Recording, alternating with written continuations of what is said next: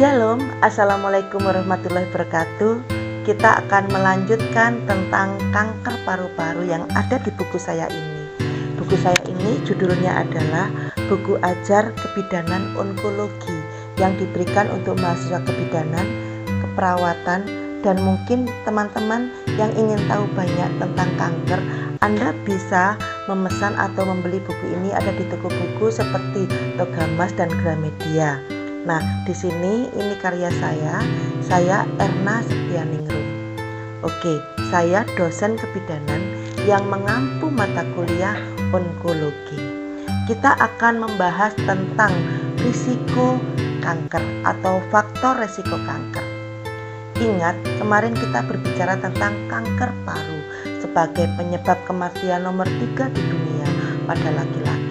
Dan pada perempuan juga sama, penyebab kematian tertinggi di dunia karena cepat sekali penyebarannya dan dampaknya luar biasa. Faktor risikonya apa? Untuk penyakit kanker paru disebabkan oleh zat yang kita sebut sebagai karsinogen. Nah, umumnya saudaraku yang terkasih dihubungkan dengan kebiasaan merokok. Karena merokok itu kita seperti mengumpulkan nikotin di dalam tubuh kita. Nikotin termasuk toksin atau racun yang akan menumpuk pada tempat-tempat yang lemah. Karena paparannya banyak di paru-paru, hirupnya dari mulut, masuk ke paru-paru, keluar lewat hidung, keluar lewat mulut, asapnya, maka dia akan menyisakan nikotin di dalam bronkus atau di dalam paru-paru. Jadi kita memiliki suatu anatomi di mana dari hidung ke bronkus ke paru-paru. Nah, disitulah nanti nikotin ini akan tertumpuk. Pada saat nikotin tertumpuk, dia akan merusak area jaringan di sekitar paru-paru, khususnya organ paru-paru. Perokok aktif, resiko kanker paru-paru ada 13 kali lipat. Jadi sebaiknya kita mengurangi merokok. Kadang-kadang memang sulit untuk menghentikan rokok karena nikotin juga menimbulkan candu, sehingga apabila berhenti secara mendadak, tubuh akan mengalami withdrawal atau sindrom putus zat, dan itu tentu efeknya sangat luar biasa. Maka dari itu, untuk menghentikan perokok yang aktif dan perokok yang sudah kecanduan, maka harus pelan-pelan, tidak boleh terburu-buru. Yang penting kita menuju ke kondisi tubuh yang sehat. Yang kedua, perokok pasif, risiko kanker parunya 1,5 kali lipat. Perokok pasif ini siapa? Perokok pasif adalah ibu-ibu, para istri yang menemani suaminya pada saat suaminya merokok. Nah, mereka ada di sebelah kanan atau kiri suaminya, sekitar suaminya, atau di ruangan di mana suami merokok, maka dia berpotensi menderita kanker paru sebesar 1,5 kali lipat.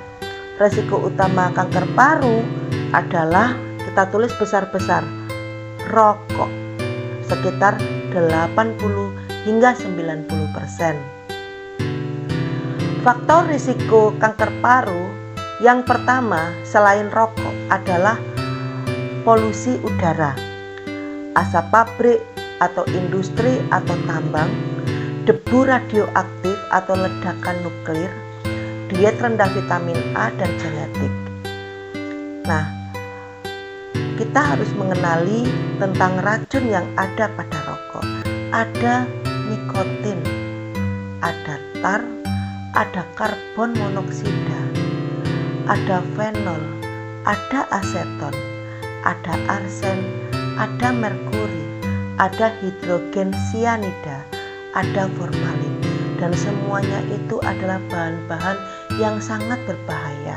Kita tahu formalin adalah pengawet mayat, kemudian arsen adalah racun untuk membunuh. Termasuk di sini aseton. Aseton ini yang membersihkan kuku dari kutek. Ya, karbon monoksida ini karbon yang keluar dari knalpot kendaraan bermotor. Nah, merkuri sangat berbahaya untuk ginjal. Jadi merkuri ini zat yang sangat berbahaya juga. Kemudian hidrogen sianida. Nah, Anda dengar ada sianida ya, kopi sianida itu juga zat yang sangat beracun yang sebetulnya dalam porsi besar dia bisa membunuh manusia. Patologi dari kanker itu sendiri. Nah, kanker ini kan ada macam-macam. Ada karsinoma squamous atau kanker epidermoid. Ada karsinoma sel kecil atau small cell karsinoma, ada adenokarsinoma, ada karsinoma sel besar atau large cell karsinoma. Tentunya ada pemilihan terapi yang berbeda untuk sel kanker sel kecil dan yang tidak sel kecil, di luar sel kecil. Biasanya diagnosenya ini ditentukan dari lokasi tumornya, saudaraku. Kemudian jenis histopatologinya dan derajatnya sampai di mana yang tadi saya jelaskan tentang stadium-stadium. Nah, semakin tinggi stadiumnya, tentu pengobatannya semakin kompleks dan semakin hati-hati. Kenapa? Biasanya penderita sudah semakin lemah. Kemudian disinilah lokasi tumor, jenis histopatologi, penderajatan itu bisa menentukan kebijakan pengobatan. Apakah cukup dengan operasi? Apakah operasi kombinasi dengan sinar? Apakah operasi kombinasi dengan sinar dan kemoterapi? Apakah bisa diterapi dengan sel hormon? Nah, bermacam-macam kebijakan untuk pengobatannya. Jadi nanti itu biarlah dokter ahli onkologi yang akan menjelaskan dan menentukan. Saya hanya akan menggambarkan saja secara garis besar. Yang pasti prosedur diagnostik yang pertama kita harus mengetahui gambaran klinisnya, dan itu dokter onkologi. Banyak dokter-dokter onkologi hebat di Surabaya, di Jakarta. Jadi Anda tinggal memilih, karena spesialis onkologi atau spesialis konsultan onkologi ini semakin banyak diminati oleh dokter-dokter. Nah, kemudian yang berikutnya adalah pemeriksaan radiologis. Dilakukan pemeriksaan rongsen ya. Radiologis ini pemeriksaan rongsen. Kemudian bisa dilakukan pemeriksaan khusus seperti pemeriksaan darah ya. Kemudian ada pemeriksaan yang lain seperti MRI, biopsi, kemudian CT scan atau pemeriksaan-pemeriksaan yang lainnya. Pemeriksaan penunjang ini salah satunya yang ibu dan teman-teman harus kenali adalah foto torak, CT scan torak. Jadi foto di area rongga dada. Torak itu area rongga dada. Jadi CT scan pun juga di area rongga dada untuk kanker paru-paru. Bisa juga dilakukan pemeriksaan bronkoskopi. Jadi dimasukin alat, nanti bisa dilihat bronkonya seperti apa.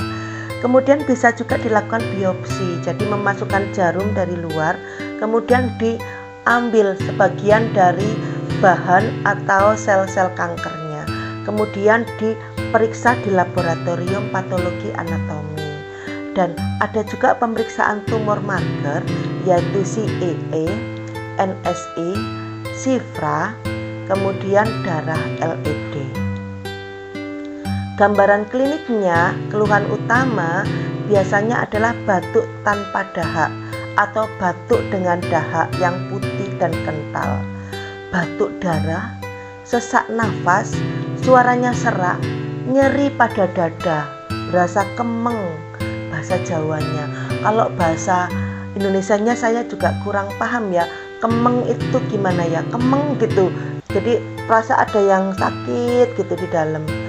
Dan sulit atau sakit untuk menelan. Ada benjolan di pangkal leher. Ini menggambarkan bahwa saluran getah bening atau kelenjar getah bening ini terpengaruh karena ada tumor atau kanker. Dia membentuk benjolan untuk pertahanan tubuh.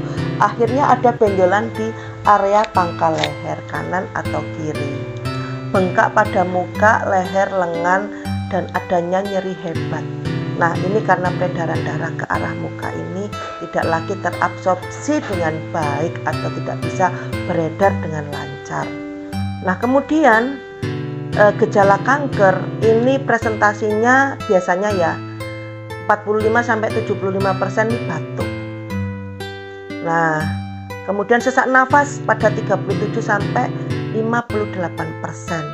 Berat badan turun, tahu-tahu kurus ya, 8-68%. Batuk darah 27-57%, nyeri dada 27-49%, dan ada suara serak sekitar 2-18%. Gejala lain akibat metastase keluar paru atau penyebaran anak sebar keluar paru adalah berat badan berkurang, nafsu makan hilang, demamnya hilang timbul ya. Ada sindrom paraneoplastik trombosit vena perifer. Jadi itu adalah salah satu gejala kanker. Kalau mungkin bisa diterima gejala ini dan bisa dimengerti, dan kemudian ada muncul gejala ini pada diri sendiri, saudara, kerabat, Anda bisa sarankan supaya mereka pergi ke dokter paru-paru atau dokter spesialis paru, kemudian dikonsulkan ke dokter onkologi. Saya kira informasi saya cukup sekian untuk kali ini. Minimal ini bisa menggambarkan bagaimana Anda menangani kanker paru-paru yang ada di lapangan. Terima kasih, Tuhan berkati.